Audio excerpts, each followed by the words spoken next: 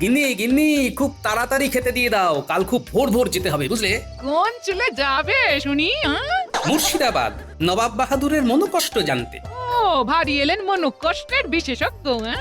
তোমার এই সরল সাদাসিধে বউটার মনে কত কষ্ট কোনোদিন জানতে চেয়েছো? তোমার আবার কিসের কষ্ট? হা করতেই তো মুখের কাছে সব চলে আসছে। কি আসছে শুনি? এই তো হাঁ করলাম। এ কি এলো?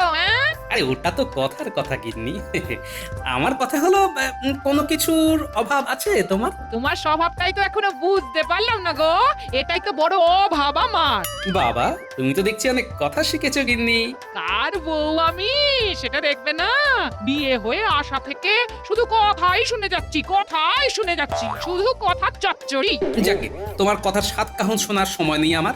আমাকে কাল খুব সকালে বেরিয়ে যেতে হবে। আচ্ছা, তুমি কি খেতে দেবে আমায়? তা আমি আবার কখন বললাম যে খেতে দেব না? হাত পুড়িয়ে রান্না করেছি, নিজে খাবো বলে।